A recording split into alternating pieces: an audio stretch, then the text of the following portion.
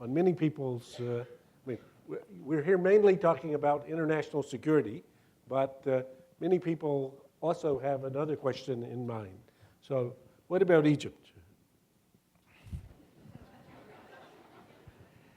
Well, I think, since I was out of office and looking for something to do, and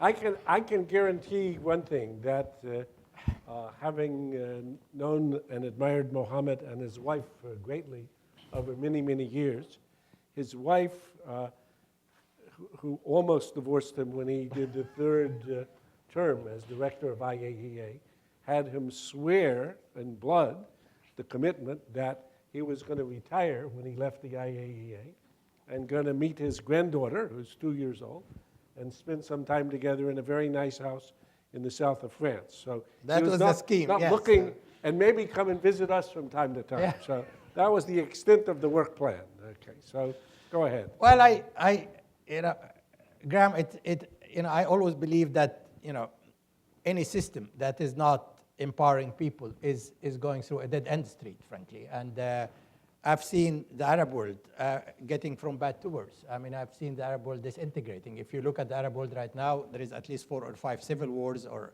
people are, people in the Arab world are repressed by their own government and feel unfairly treated by the outside world, and they are right on both counts. And you see the wars around them. You see who's getting killed everywhere. It's Arabs, it's Muslims. You see the repression in their own government. They cannot assemble. They cannot have freedom of speech. They cannot have parties. And this is, to me, as I saw it, from afar, and now even from, being in Egypt, most of the time, is that it's a deadly combination of extremism.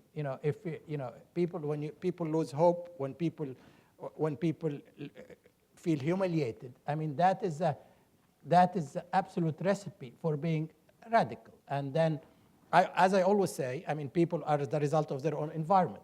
I'd like to see more of Mother Teresa's and less of suicide bombers. And you will not get that unless you create the environment when people feel that they are treated with dignity and with pride, and they feel empowered, and they feel the ability to speak their mind and assemble and like in any other democracy. That is not happening in the Arab world. That's not happening in Egypt. Egypt is a precursor of, in my view, modernity and moderation in the Arab world. So I have been, for the last few months saying that Egypt needs to make a move, from an authoritarian system that has been going on for 58 years to a democracy. And empowering people is the only way to move forward, have a major impact on the Arab world, and engage again with the world on the global issues we are talking about, from climate change to nuclear security to arms control.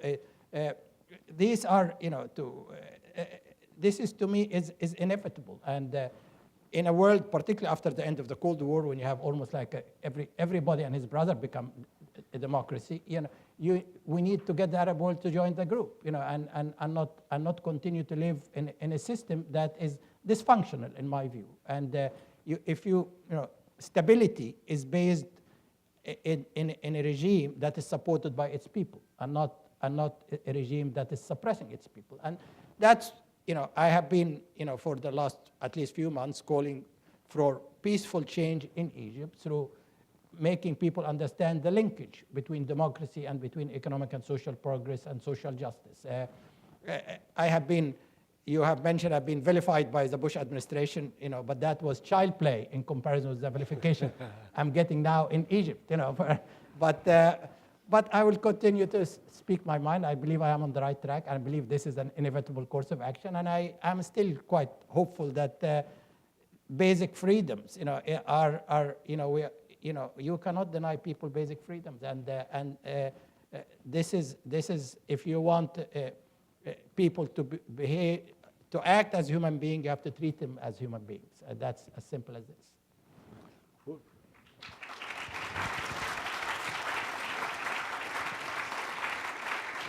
Thank you.